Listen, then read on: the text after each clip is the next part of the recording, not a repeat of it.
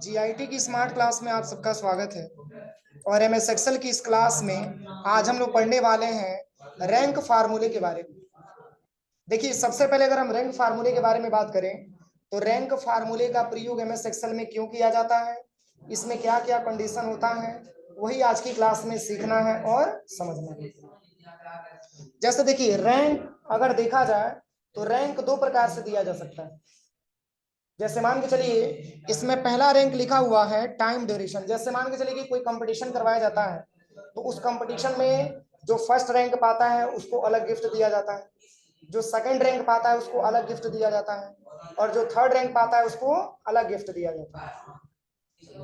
लेकिन अगर हम इसमें रैंक फार्मूले के बारे में बात करें तो इस रैंक के फार्मूले में हम लोग दो कंडीशन सीखा जाएगा। जैसे कि मान के चलिए कोई दो प्रकार की कंपटीशन करवाया जा रहा है, जैसे दौड़ प्रतियोगिता करवाया जा रहा है एग्जाम्पल के तौर पर।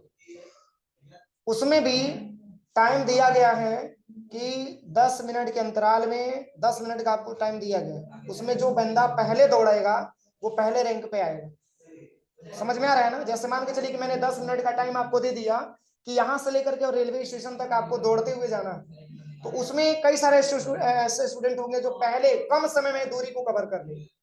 उनकी स्पीड अच्छी होगी तो बहुत कम समय लगेगा, आसानी तरीके से वो रेलवे स्टेशन पे पहुंच जाएंगे। लेकिन उसमें से भी कई स्टूडेंट ऐसे होंगे जो धीरे धीरे दौड़ते होंगे, इसलिए टाइम ज्यादा लगेगा। तो उसमें हम फर्स्ट सेकंड किसको देंगे? जो पहले दौड़ेगा उसी को तो फर्स्ट देंगे, और जो लास्ट में दौड़ेगा उसका बाद में पोजीशन आएगा। तो उसको हम बोलते हैं time duration. Example for example, मैंने दौड़ प्रतियोगिता करवाया और इसमें इतना स्टूडेंट ने प्रतिभाग किया, जिसमें से सबका टाइम ड्यूरेशन मैंने यहाँ पे मेंशन कर दिया कि कौन कितने मिनट में दूरी को कवर किया हुआ। समझ में आ रहा है ना? तो मान के चलिए कि इस तरीके से अगर हम देखें तो किसी का दूरी कम, मतलब किसी ने कम समय में दूरी कवर किया होगा, किसी ने ज्यादा समय में दूरी कवर किया होगा। तो इसमें अवार्ड अगर हम देंगे तो जो कम समय में दौड़ा होगा सबसे पहले उसी को तो हम सम्मानित करेंगे, क्योंकि प्रथम स्थान वही पाएगा। तो इसके लिए हमारा असेंडिंग वैल्यू की प्रयोग की जाती है, असेंडिंग ऑर्डर की प्रयोग की जाती है। मतलब अब जैसे मान के चलिए कि जो कम दूरी पे, जो कम दौड़, मतलब जो कम टाइम में दौड़ा है उसका टाइम कम है ना, उसकी टाइम कम है ना, तो उसकी टाइम कम है तो उसको एक नंबर पे रखें। और मान के चलिए कि जो उसके बाद दौड़ा होगा उसको दूसरे नंबर पे रखेंगे, जो उसके बाद आया होगा उसको तीसरे नंबर पे रखेंगे। तो इस क्रम को हम कौन सा क्रम बोल सकते हैं? असेंडिंग क्रम बोल सकते हैं। असेंडिंग का मतलब क्या होता है? आरोही क्रम, यानी कि घटते से बढ़ते हुए क्रम। जैसे मान के चलिए कि 1 मिनट में दौड़ा वो पहला स्थान पे आ गया, 2 मिनट में दौड़ा तो वो दूसरे स्थान पे आ गया। इस तरीके से क्रम हमारा बढ़ता हुआ जा रहा है ना, यानी कि स्टार्टिंग से लेकर के ऐसे क्रम हमारा क्या हो रहा है? बढ़ता हुआ चला जा रहा है। तो इस क्रम को हम जो है असेंडिंग क्रम बोलते हैं, असेंडिंग ऑर्डर बोलते हैं। 0 से लेकर के 10 तक वैल्यू वो हमारा असेंडिंग का क्रम होता है, और 10 से लेकर के 0 तक वैल्यू डिसेंडिंग होता है। तो देखिए, अगर इसमें कम टाइम कवर किया है तो मतलब उसके लिए असेंडिंग वैल्यू का प्रयोग हम लोग करते हैं। समझ में आ रहा है ना? तो असेंडिंग के लिए इसमें जो है आपको लेना होता है, असेंडिंग के लिए यहाँ पे 1 लेना होता है। देखिए, टाइप में 1 लेना होता है, और डिसेंडिंग के लिए आपको 0 लेना होता है। तो आप इसमें टेबल में देख करके बताइए, इसमें असेंडिंग का प्रयोग होगा कि डिसेंडिंग का प्रयोग होगा? पहले वाले टेबल में असेंडिंग का प्रयोग किया गया है कि डिसेंडिंग का प्रयोग किया गया? असेंडिंग का। क्यों? क्योंकि जो है मान के चलिए कि जो कम टाइम में कवर किया हुआ है, जैसे यहाँ पे देखिए मात्र जो है 2 मिनट में कवर किया, तो ये पहले रैंक पे आया है। उसके बाद से जो तीसरा, जैसे मान के चलिए कि 3 मिनट, तो यहां से जब बढ़ेगा तो इसका हमारा पोजीशन भी क्या होगा? घटेगा। जब ये जैसे मान के चलिए कि हमारा 2 मिनट में कवर किया है तो इसको पहले नंबर पे मैंने रखा है, और कोई ऐसा होगा जैसे ये 3 मिनट में कवर किया है तो उसको मैंने सेकंड स्थान पे लाया है, और ये 4 मिनट में कवर किया है तो उसको मैंने थर्ड स्थान पे लाया है।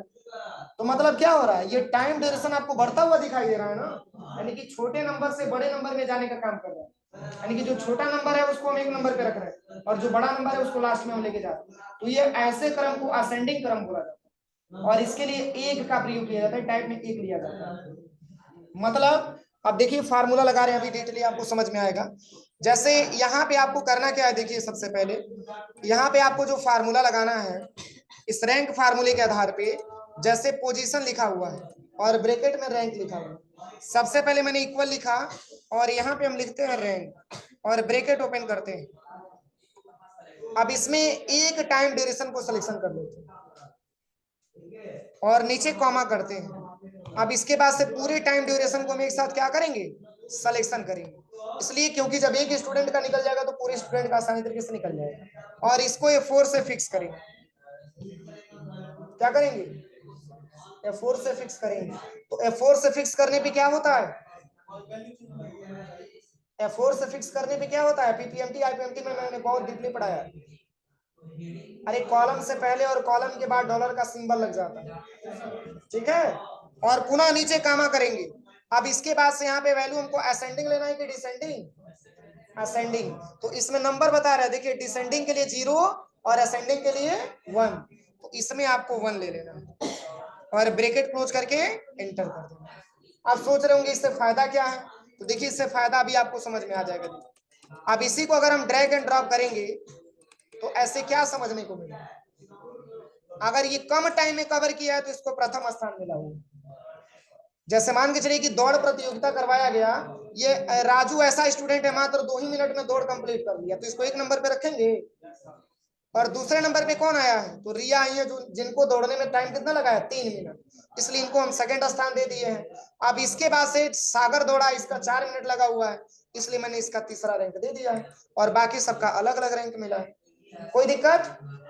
अब चलिए, अब इससे भी क्वेश्चन बनती है कि सर अगर हम F4 से फिक्स नहीं करेंगे तो क्या होगा, ऐसे क्वेश्चन बनती है ना कि सर आपने फिक्स क्यों किया।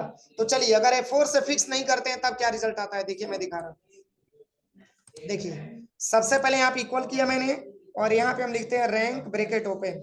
सबसे पहले 1 टाइम ड्यूरेशन को लेते हैं, नीचे कॉमा करते हैं। अब पूरे ऑल टाइम ड्यूरेशन को एक साथ सिलेक्शन करते हैं और नीचे कॉमा टाइप में क्या लेना है, 1, ब्रैकेट क्लोज करके एंटर। फर्स्ट में 4 आ गया, इसी को ड्रैग एंड ड्रॉप करते हैं। कोई चेंजिंग मिला, क्या चेंजिंग मिला,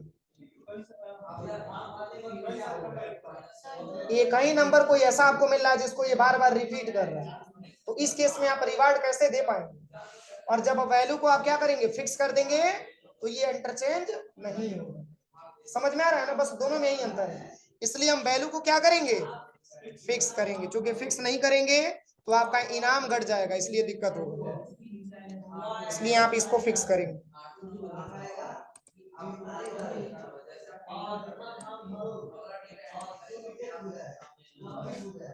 टाइप में 1, ब्रैकेट क्लोज करके एंटर।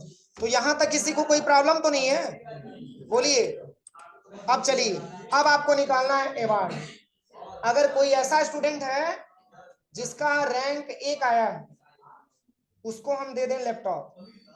अगर कोई ऐसा स्टूडेंट है जो रैंक में 2 नंबर पे लेके आया है तो उसको हम दे दें वॉच। और कोई ऐसा स्टूडेंट है जो 3 नंबर पे आया है तो उसको हम दे दें साइकिल और बाकी मेडल। कौन सा फार्मूला लगेगा, कौन सा, इफ का फार्मूला लगेगा, सही है।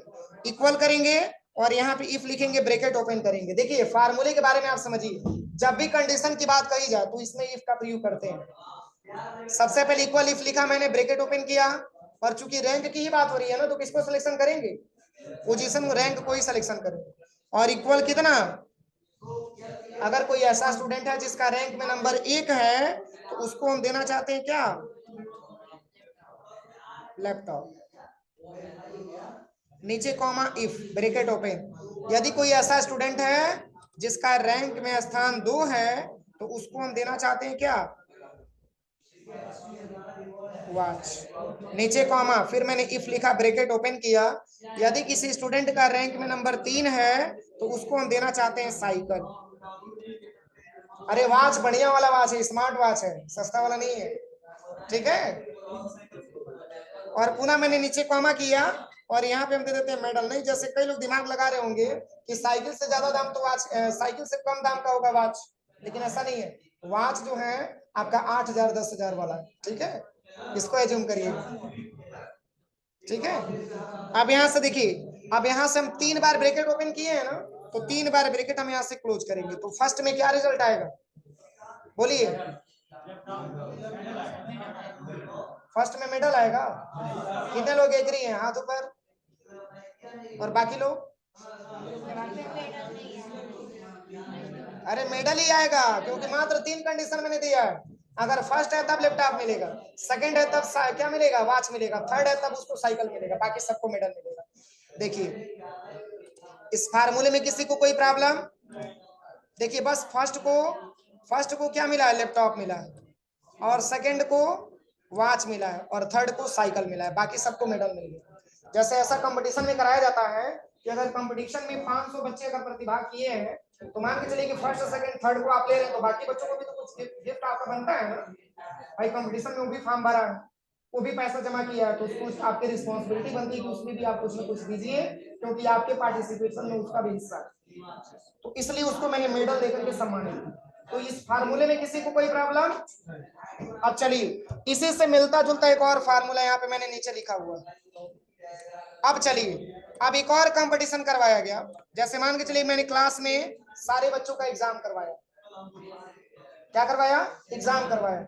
उस एग्जाम में देखा मैंने कि जिसका परसेंटेज ज्यादा है और किसका परसेंटेज कम, तो कम वालों को हम 1 नंबर पे रखेंगे। बोलिए किसको 1 नंबर पे रखेंगे? ज्यादा वाला नंबर पे। जैसे एग्जाम में क्या होता है, अगर कोई स्टूडेंट 98% पाया है तो उसको हम फर्स्ट डिवीजन देते हैं, और जो 95 पाया हो, 93 पाया, उसका वैल्यू घटती जाती है ना। यानी कि इसमें हम टॉप 10 की वैल्यू एक्सेप्ट करते हैं, मतलब जिसका परसेंटेज हाई लेवल का होता है उसको हम फर्स्ट रैंक पे लाते हैं, और जिसका परसेंटेज लो लेवल पे होता है उसको हम लास्ट में लेके जाते हैं। तो इसमें कौन सा फार्मूला लगेगा? देखिए इसमें बात हो रही है बढ़ते से घटते हुए क्रम में, बढ़ते से घटते हुए क्रम, यानी कि पहले 98 आएगा, तब 97, तब 95, तब 94, इस तरीके से नंबर आएगा।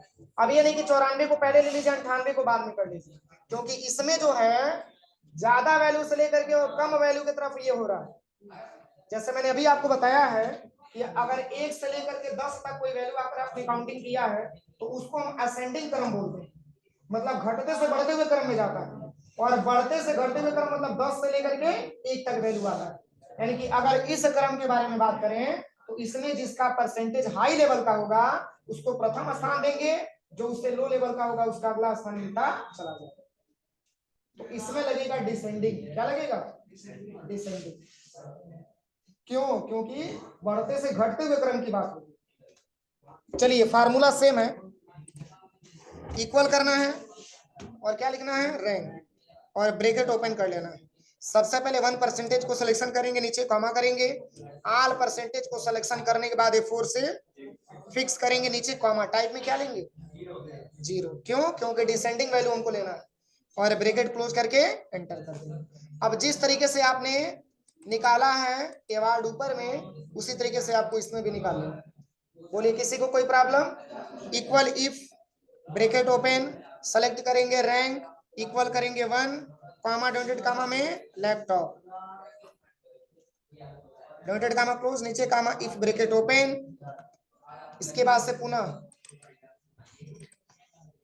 यहाँ पे 2 हो जाएगा। 2 पे मैंने क्या दिया था, वॉच। आप अपने हिसाब से अवार्ड लिख लीजिएगा, वैसे मैंने नॉर्मल अवार्ड दिया हुआ है, आप समझने के लिए बढ़ा सकते हैं, कोई दिक्कत नहीं।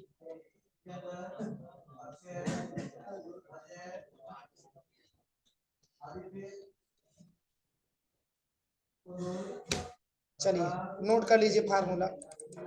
इस फार्मूले में किसी को कोई प्रॉब्लम नहीं ना है? चलिए